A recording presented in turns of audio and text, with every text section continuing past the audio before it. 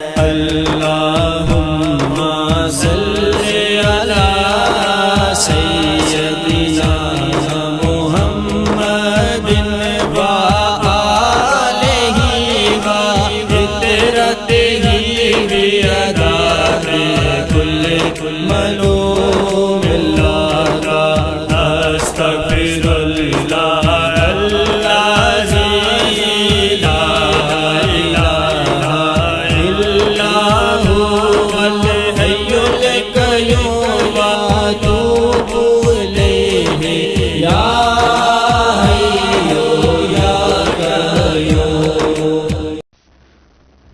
نحمده ونصلي على رسوله الكريم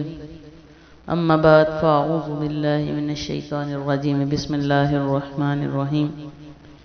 رب اشرح لي صدري ويسر لي امري واحلل عقدة من لساني يفقهوا قولي۔ تمام سننے والے میرے اسلامی بہن بھائیوں کو میرا السلام علیکم، اور اللہ رب العزت کا بے پایا شکر کہ اس نے ہمیں اپنی رحمت اور فضل سے اپنے پیارے محبوب کا امتی بنایا، اور بے حد و حساب درود و سلام اس پیاری ہستی پر کہ جس پر درود پڑھنا میرے رب کی اور ملائکہ کی بھی سنت ہے۔ آج کے پرفتن دور میں انسان کے پاس نماز کے لیے اگر وقت ملتا ہے تو میں سمجھتی ہوں کہ اس نماز کے دوران بھی اس کو مختلف چیزیں ادھر ادھر سے خیالات کچھ نہ کچھ ایسے ذہن میں آتے ہیں کہ جس کی وجہ سے اس کی توجہ اپنی نماز سے ہٹ کر دنیا کے معاملات کی طرف ہو جاتی ہے۔ اور کچھ میری بہنیں اس بات کو جو ہے انہوں نے ذکر کیا، تذکرہ کیا اور کہا کہ ایسی صورت میں جو سجدہ سہو کرنے کا حکم ہے تو ہمیں اس حوالے سے بتایا جائے۔ تو سب سے پہلی بات یہ کہ ہمیں کوشش یہ کرنی چاہیے کہ ہم نماز میں اپنا دھیان اللہ رب العزت کی طرف کرنے کی کوشش کرتے رہیں۔ اگر ہم دیکھ نہیں پا رہے، اپنے آپ کو خود کو محسوس نہیں کر رہے، تو اس بات کا تو یقین ہے کہ رب فرماتا ہے کہ اے بندے جب تو نماز پڑھتا ہے تو میں تجھے دیکھ رہا ہوتا ہوں۔ تو ہمارے دیکھنے میں نقص ہے، ہمارے دیکھنے میں کاہلی ہو سکتی ہے، لیکن وہ رب کائنات جب فرما دیتا ہے کہ وہ ہمیں دیکھتا ہے تو یقیناً وہ ہمیں دیکھ رہا ہوتا ہے۔ اگر ہمیں اس چیز کا یقین ہو جائے تو میں سمجھتی ہوں کہ کافی حد تک ہماری نمازیں بہتر ہو جائیں۔ تو وہ بہنیں جنہوں نے سجدہ سہو کے حوالے سے مجھ سے سوال کیا، پوچھا،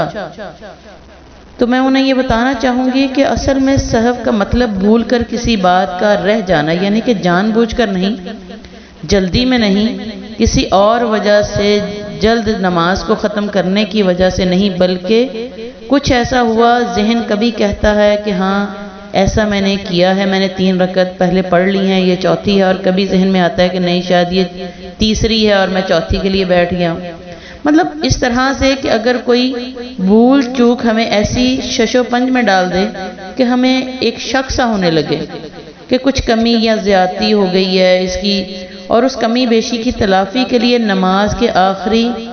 حصے میں جا کر، آخری قدم میں جا کر جب ہم بیٹھتے ہیں تو 2 سجدے کرنے کو سجدہ سہو کہا جاتا ہے۔ یہ سجدہ واجب ہے۔ حضرت ابو ہریرہ رضی اللہ تعالیٰ عنہ سے روایت ہے کہ رسول اکرم صلی اللہ علیہ وآلہ وسلم نے فرمایا کہ تحقیق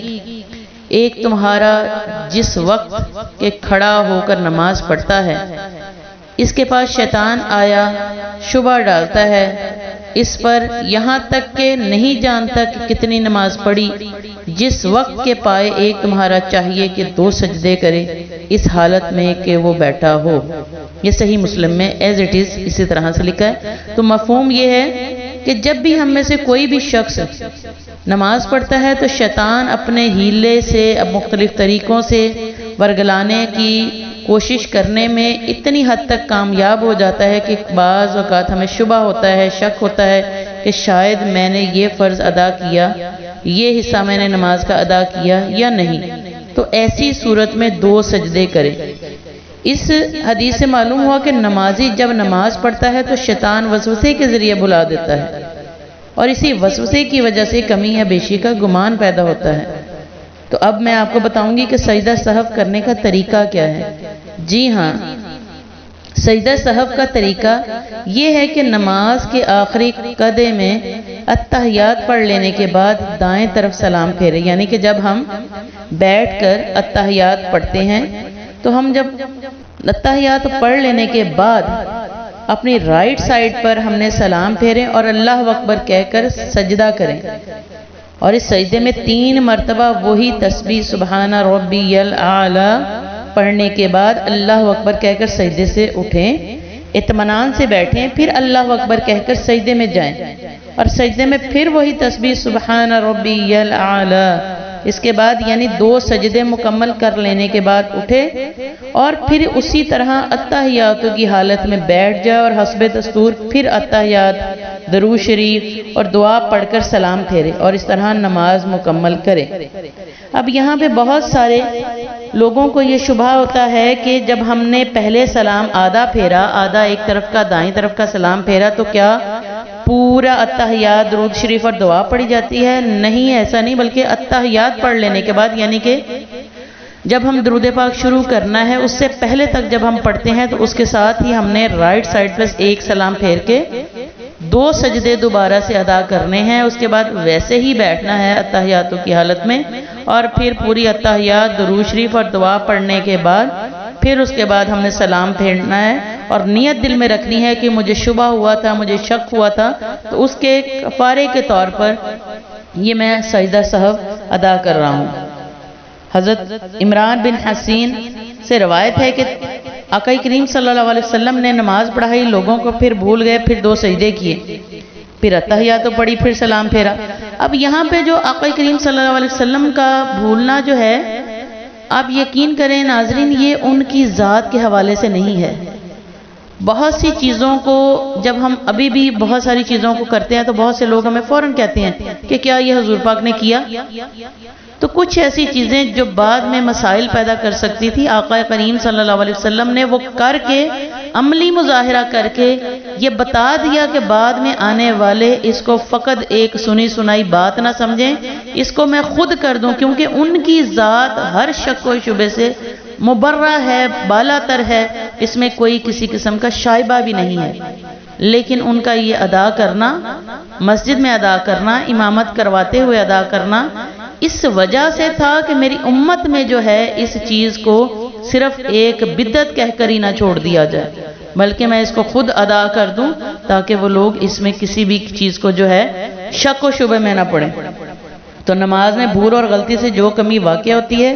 سجدہ سہو سے اس کی اصلاح ہو کر نماز صحیح اور مکمل ہو جاتی ہے۔ پھر کسی شک میں نہیں رہنا کہ شاید پتہ نہیں میری جو رکعت میں نے نہیں پڑھی تھی اس کی وجہ سے میں نے سجدہ سہو کیا، پتہ نہیں وہ رکعت میری پوری ہوئی یا نہیں۔ جب ہم نے یہ کر دیا تو اللہ پر، اس کی ذات پر کامل یقین رکھیں کہ جب اس نے ہمیں یہ راستہ بتایا ہے تو یقیناً اسی وجہ سے ہے کہ وہ ہماری ہر بھول چوک کو معاف فرما کے پورا قبول فرما لے۔ اگر جان بوجھ کر کوئی واجب ترک کیا تو سجدہ سہو سے نماز درست نہیں ہوگی۔ میں نے پہلے شروع میں بتایا کہ جان بوجھ کر نہیں، انجانے میں ہو جائے، بلکہ اثر نو نماز پڑھی جائے۔ یعنی اب جان بوجھ کر جلدی میں تھے، تیسری رکعت میں اتحیاتوں کے لیے بیٹھ گئے اور فٹافٹ کہا اچھا چلیں میں نے پڑھی تو 3 ہی ہیں، اب شک نہیں ہے، یقین ہے کہ میں نے 3 ہی پڑھی ہیں، اور پھر سجدہ سہو کر کے اس کو ادائیگی کر کے تو ہم سمجھیں کہ ہماری 4 رکعتیں ہو گئیں۔ ایسا نہیں ہے، بلکہ اس میں آپ کو دوبارہ سے اپنی نماز کو اثر نو جو ہے پڑھنا چاہیے، اور اسی طرح فرض چھوٹ جانے سے بھی نماز جاتی رہتی ہے۔ سجدہ سہو سے نماز صحیح نہ ہوگی اگر فرض چھوٹ گیا۔ اب بہت سے لوگوں کو جو ہے ان چیزوں کا بھی نہیں پتا کہ نماز کے فرائض کیا ہیں، تو اس کے لیے بھی میں انشاءاللہ تعالی آنے والے وقت میں ایک نشست میں